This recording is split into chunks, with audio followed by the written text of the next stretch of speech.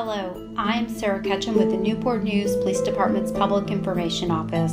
This is the Arrested Minds podcast, where we are having conversations about mental health. 1 in 4 girls and 1 in 13 boys experience sexual abuse at some point during childhood, according to the Centers for Disease Control and Prevention. These children often suffer emotional and mental health problems that can last years after the abuse.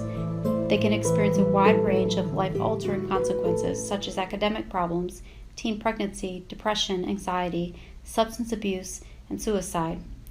Joining me today is Toni, a guest to the NNPD, who was sexually abused as a child. She suffered from both depression and anxiety and has attempted suicide.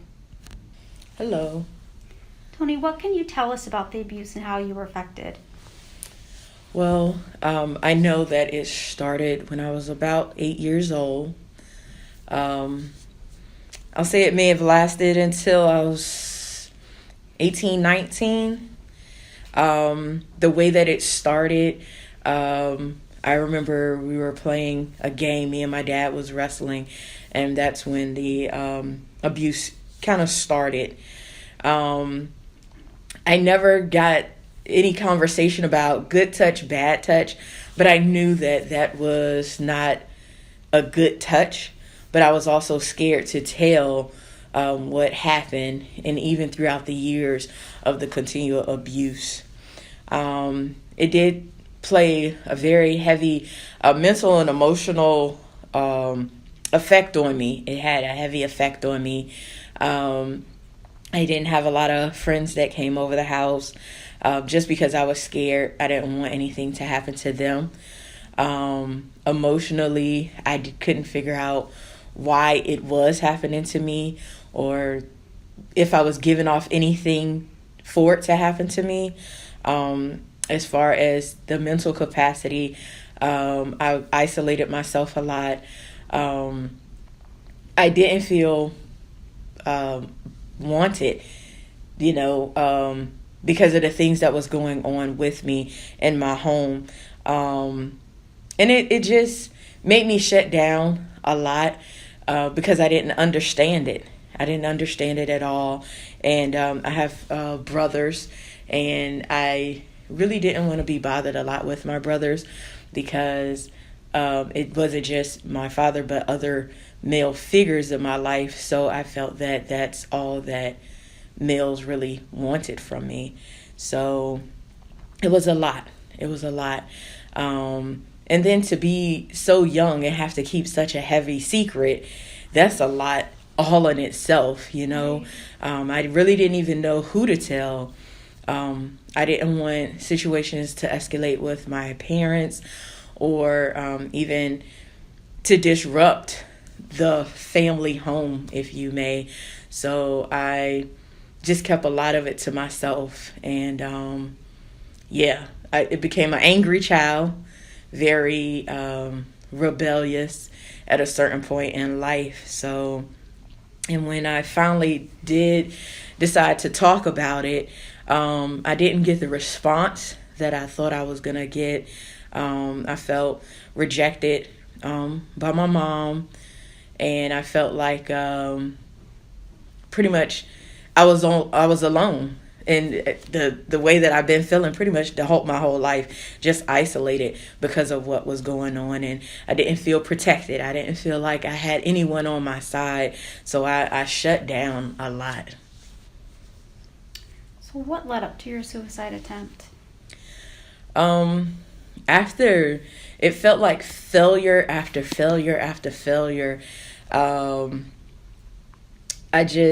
It just felt like I didn't even want to be here any longer. I didn't even realize why I was living. I didn't even want to live. I went to school for massage therapy, and I was so excited because I felt like this is something that I will achieve. This is something that will finally make me happy. And I remember going one Saturday to try to take the test for massage therapy to get my license, and I failed. And it was like the end for me. I felt like I was failing at everything. I even remember a time when I went to just a job interview and I had a panic attack. And it was just because of everything that was so heavy on me. My life it felt so daunting. And I was just like, I'm just tired of this. And so I had been going to a counselor and I was being prescribed antidepressants. And I couldn't take it anymore. So I tried to take as many pills as I could. I can't even tell you how many it was, but I just took the pills and attempted to take my life because I didn't even think it was worth living any longer. So what happened? So I can't really get into details because I really don't know all the details. Only thing I know was I took the pills and I know my mom and I was home alone. And I remember my mom and my brother finally coming home. But that's really all I remember. And then it was like everything else was a blur. And then I woke up like the next day. And I never really attempted to talk about it because I felt like if I'm telling you something that has been going on in my life all this time, why, and nobody did anything, why should I tell about me taking all of those pills, which I assume that they knew I had done something, but we've never talked about it that I can remember. How did you feel?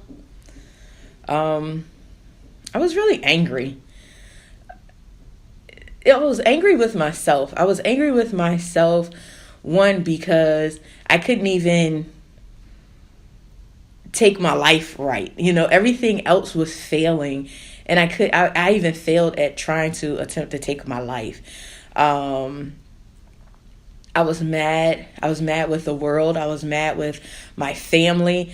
I was upset. That's how I stayed, just angry a lot because it just seemed like I couldn't get out of my own situation. I was mad. I was just mad at the world. So, yeah. So what happened next? Well, I started really rebelling. I was staying with my parents still, and it was a time I attempted to move out, and I stayed out for a while, but then I had to come back home, and I didn't want to follow their rules. I really felt that they owed me because of the things that had gone on, the abuse that had gone on in my life. I felt like they owed me. But every time I would try to leave and I would talk, because the tension that was in the house, you could tell that it was a tension in the house. And one, I didn't like the tension because once again, I just kept going back to putting the blame on me, thinking that I'm separating the family when it wasn't my fault. But at that time, I didn't recognize it wasn't my fault. And then the manipulation that will take place, things like, hey, my dad will say, I don't want you to leave because, we're going to miss you. I had gotten accepted actually in several colleges, but and they were out of state. But when he would say, well, we're going to miss you, then I would feel bad. And I would say, oh, man, maybe I shouldn't leave. But I don't know. Eventually, I got upset and I left. And I went to stay with some of my family.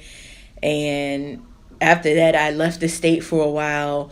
And I came back because I knew that I needed to tie up loose ends. I needed to deal with the things that were going on, but I really didn't know how. So I'm a runner, and I felt that I should just run from my situations. And then what happened? I stayed out of state for a while, and eventually, like I said, I returned back home, but that didn't even last for a long time. And I eventually moved in with another family member that was very familiar with what was going on and with the abuse in my life. And she really helped me. Her and her family, they helped me out. And she had to help me realize that I could move forward, that this was not my identity, because I think I had identified myself as just an abuse victim and never realized that I could be victorious over this. So yeah. Then what? So we began to, I grew up in church. I was raised in church. But with all the rebellion, you rebel against everything. Church, family, friends, whatever. Because of just the way that you deal with things, or the way that I dealt with things. So I began to go to church. And I realized, as I said, my identity was not in my situation. It wasn't in abuse. It wasn't in even the things that I got myself into, partying and drinking and things of that nature. That was not where my identity lied. So once I started attending church, that was like a great wake up call for me. And the thing is, it wasn't just going to church. It was where I really felt my identity. We realized that God is love. So I identified with the love, even though it was hard. And I just had to keep moving forward. And a few years later, just talking to people and just allowing them to really minister to me, we came up with a program called Celebrate Recovery. And it helped me learn a lot about myself. It helped me learn a lot about how I could get over this situation that had happened in my life. Now, it was really hard because I didn't want to let people in. My dad and my family, we have just prominence in the community. So it's like you don't want to put your family business out there. It's like, you keep these secrets in the home. You don't let these things out. But for me personally, it wasn't just about keeping secrets. Now it's about how can I help other people get to the point that I'm at right now. And so it was hard. And it still is hard, today.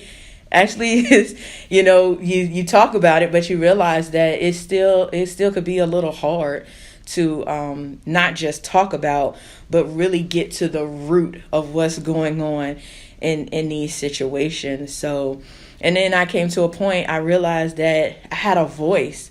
For years, I feel like I had my voice stripped away from me. I had who I am and what I was destined to be, my purpose. I felt like all those things were stripped away. But now with my confidence and my walk in my journey in church and even through the recovery program, I have a voice now. And then to help others with their voice is what is pushing me to speak out on these things. So Celebrate Recovery, that's a 12-step recovery program. Can you tell us a little bit more about that? Yes, ma'am. Celebrate Recovery, it is a 12-step program, but the difference between our program and other recovery programs like Alcoholics Anonymous and like a Narcotics Anonymous is first and foremost is Christ-centered. So we base it around the Bible and Jesus Christ, but also we are open to other people and their struggles. Any hurts, pains, habits that they may have, we deal with. Love, abuse. We do deal with alcoholism and narcotics, if shopping. So it's a plethora of things that we deal with. It's not just limited to one or two things, but we try to help people in all areas of their life to be able to recover. And then the last thing that really sticks out is the fact that when you go to Alcohol Anonymous or narcotics, they always say who they are, and their identity is just, I am an alcoholic. And with our Celebrate Recovery, we try not to put so much emphasis on that is what we are, but what we were. Because if we centered it around Christ, 2 Corinthians 5:17, it says that when we give our lives to Christ, we are a new creation. All things have passed away. So we identify ourselves in a new way now. And in that new way, it helps us to move forward. So that's what I really like about the Celebrate Recovery program. And what about the steps? How is that part of the process? Well, one of the main steps, and this is the steps for every recovery program, pretty much is denial. That's the first step, getting out of denial. So we must admit that we have a problem. We must admit we have a problem. It is a scripture in Jeremiah 6:14. It says that, a wound can't be healed if you don't say that it's there. So if we are not saying that we have a problem, if we're in denial about the situations that we have gotten into or that has taken place in our lives, it's hard for us to heal. It's hard for us to actually move forward. So these steps, it helps us to, when you're on a step, that's what you're doing. You're moving forward. You're moving up to get to where you're trying to be. And if you stay on one step, it's actually okay because you're still moving. If you go to one step, at least you got to a step, and it helped to push you forward through the next steps that you have. So what would you say to anyone else who is a victim of sexual abuse or having suicidal thoughts? So I'll say, don't feel like your life isn't worth it. I know when you're in a situation and things are feeling like they're just falling apart and you feel like you have nothing else to live for, believe me, you have a lot to live for. I didn't think I had a lot to live for. I didn't think that my life was worth even attempting to move further than where I was. But I'm grateful that I have this opportunity to be able to share, to move forward. It gets better. It may not feel like it's there now, but it does get better. Nobody could have ever told me then that I'll be sitting here strong and able to talk about what has happened in my life. But I'm thankful. I'm thankful that I survived all those years ago so that I can tell someone else my story, because your story is worth listening to. Your story is worth listening to. Keep pushing, keep striving, because in the end, it is a blessing at the end. I believe that. My life is, I can tell you that. So, thank you.